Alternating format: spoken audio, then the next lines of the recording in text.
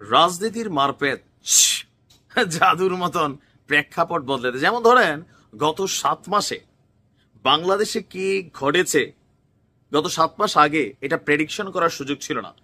শেখ হাসিনা সরকারের পতন হবে এটা আমরা মোটামুটি বুঝতে পারছিলাম, পতন হয়েছে। কিন্তু শেখ হাসিনা সরকার পতনের পর রাজনীতিতে এই যে ডাইমেনশন তৈরি হবে, জাতীয় নাগরিক পার্টি একটা রাজনৈতিক দল তৈরি হয়ে যাবে, আর ডক্টর মোহাম্মদ ইউনূস তিনি আগামী দিনে প্রধানমন্ত্রী হতে পারেন, অথবা প্রধান উপদেষ্টা হিসেবে আরো আওয়ামী লীগের যে মেয়াদকালটা আছে সেই মেয়াদকালটা পূর্ণ করতে পারেন, কল্পনাতে কারো ছিল না। তবে তারেক রহমানের ছিল। বিশ্বাস করেন, আমি আসলে আমরা আর পলিটিশিয়ানদের মধ্যে পার্থক্য কোথায়? তারেক রহমান সবার আগে বলছিল এবারে নির্বাচন এমন হবে, এটা স্বাভাবিক হবে না। তখন আমরা ভাবতেছিলাম যে আরে পলিটিশিয়ানের মতন কথা বলে, কিন্তু আজকের দিনে এসে কিন্তু ওনার বক্তব্য সঠিক। কেন এতগুলা কথা বললাম? ডক্টর তাসনিম জারা জাতীয় নাগরিক পার্টির খুবই প্রভাবশালী একজন নেত্রী, প্লাস জানেন তিনি মার্কিন যুক্তরাষ্ট্র প্রবাসী একজন ভালো ডক্টর, আর দেশের স্বার্থে এই মুহূর্তে তিনি বাংলাদেশে অবস্থান করছেন।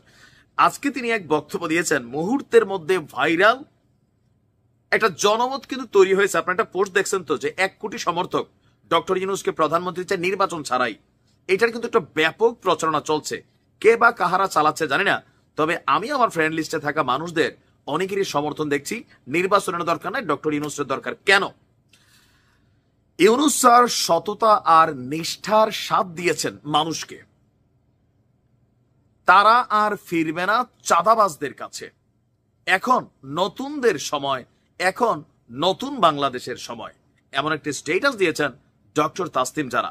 আমরা যারা বিশ্লেষক আছি, সমালোচক আছি, আলোচক আছি, আমরা যদি একটু টাইনা বড় করি, ভিতর থেকে অনেক জিনিস বের হবে।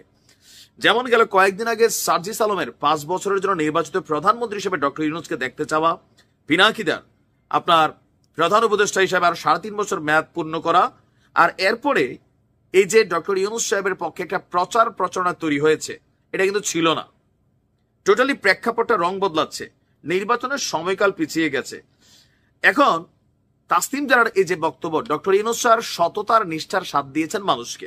আমরা আসলে এখনো বুঝি নাই যে নিষ্ঠা এবং সততার সাথটা শতভাগ আমজনতা কোন লেভেলে পাইছে। চুরি, চাঁদাবাজি, লুটপাট বিপরীত রাজনৈতিক দলরা কম বেশি চালাই যাচ্ছে।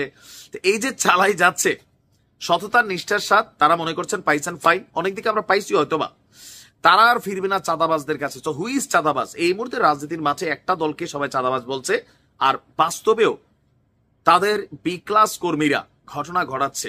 আর দিন শেষে যারা ক্ষমতার দিকে ধাবমান, এখন সবার টার্গেট, মানে যারা আগামী দিনে ক্ষমতায় যাবে, এটা হচ্ছে বিএনপি। বিএনপিকেই অল্টারনেটিভলি চাঁদাবাজ দল হিসাবে আখ্যায়িত করা হচ্ছে। এখন নতুনদের সময়, এখন নতুন বাংলাদেশের সময়। সো ডক্টর ইউনূস সাহেব যে কোনো মুহূর্তে জাতীয় নাগরিক পার্টির প্রধান হচ্ছেন, এটা দেখলে আমরা খুব আশ্চর্য হব না। সিস্টেমে তিনি পারেন, পদত্যাগ করবেন, নির্বাচনের আগে দলটার প্রধান দায়িত্বে যাবেন।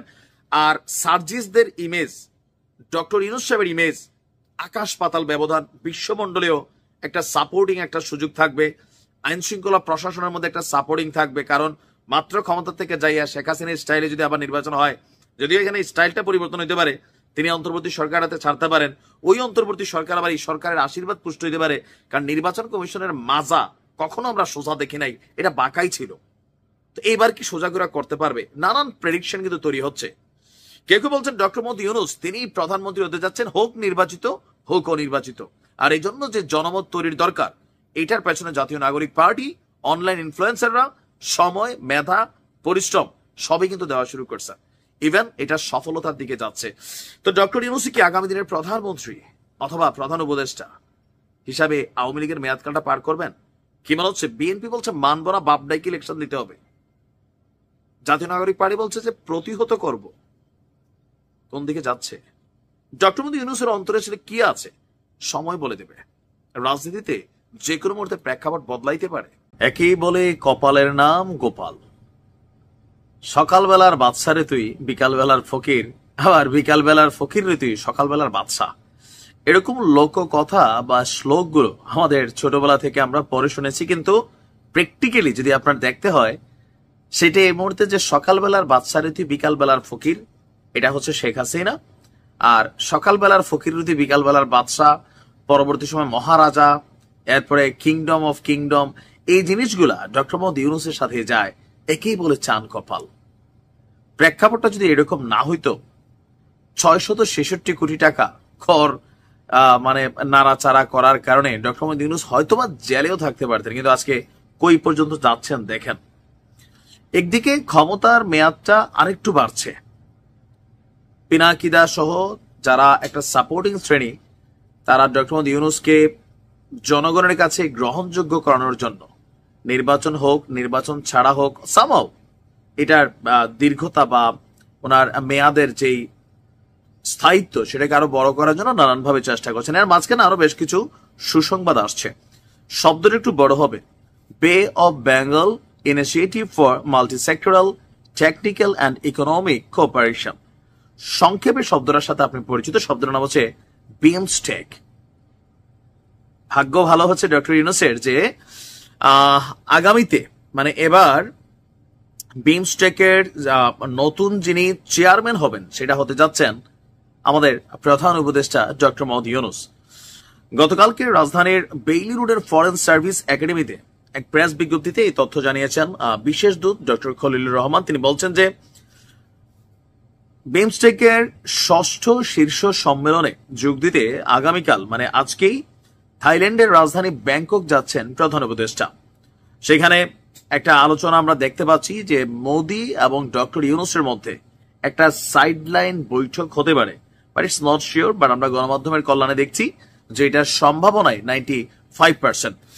তো এখানে আরো মানে খুশির বিষয় হচ্ছে যেহেতু ভারত ও বিমস্টেকের মধ্যে কানেক্টেড, সো সেই ক্ষেত্রে প্রধান উপদেষ্টা বিমস্টেকের পরবর্তী চেয়ারম্যান, তাই সব দেশের প্রধানমন্ত্রীদের সঙ্গে পরবর্তী কি করণীয় তা নিয়ে তিনি আলোচনা করবেন এবং কি আলোচনা দরকার সেই সুবাদে মোদিও কথা বলতে হবে, এটা বিমস্টেকের রুলস অনুযায়ী সম্ভবত। বাংলাদেশ সহ ভারত সহ আমাদের যে এশিয়া ভিত্তিক রাষ্ট্রগুলো আছে সেখানে বিমস্টেকের গুরুত্ব কিন্তু অনেক। 1997 সালের 6 জুন ব্যাংককে বাংলাদেশ, ভারত, শ্রীলঙ্কা এবং থাইল্যান্ডের পররাষ্ট্রমন্ত্রীর পর্যায়ের একটি বৈঠকে একটা নতুন আঞ্চলিক জোট সৃষ্টি করা হয়েছিল এবং সভায় অংশগ্রহণকারী মূল আলোচকদের দেশের নামের অদ্যাক্ষর অনুযায়ী এই জোটটির তৎকালীন প্রেক্ষাপটে নাম দেওয়া হয়েছিল। তো এখন এটা অর্থনৈতিক সহ তারপর বঙ্গোপসাগর অঞ্চলে বহুখাতীয় কারিগরি বিভিন্ন ধরনের প্রজেক্ট এবং কি ইস্যু নিয়ে কাজ করে, আর এটা দক্ষিণ এবং দক্ষিণ পূর্ব এশিয়ায় কয়েকটি দেশকে নিয়ে গঠিত একটি আঞ্চলিক জোট। এখন ভারতের সাথে বিষয়টা এই না যে অন্য কোন ইস্যুতে আলোচনা হবে, যেহেতু বিমস্টেকে যাবে, সো ভারত এখানে সবচেয়ে বড় স্টেক হোল্ডার। স্বাভাবিকভাবে ডক্টর মোহাম্মদ ইউনূস এটা চেয়ারম্যান হতে যাচ্ছেন, সো এই ক্ষেত্রে কিন্তু তাদের মধ্যে কথাবার্তা হবে। আবার ইতিমধ্যে আমাদের ডক্টর মোহাম্মদ ইউনূসকে ঈদের শুভেচ্ছা পাঠিয়েছে ভারত। তো কেউ কেউ বলছেন যে বরফ গলতে শুরু করেছে, কেউ আবার এটা পছন্দ করছেন, কেউ অপছন্দ করছেন। তো সবকিছু মিলিয়ে মেয়াদও বাড়তে পারে। তারপর হচ্ছে এই যে একটা পদ, হ্যাঁ, এটা তিনি কল্পনাও করেন নাই, সেখানেও তিনি বসলেন, মানে নানান ধরনের জিনিস ঝুলির মধ্যে একের পর এক আসতেছে আর কি। এটাকে বলে চান কপাল। ভালো থাকুন।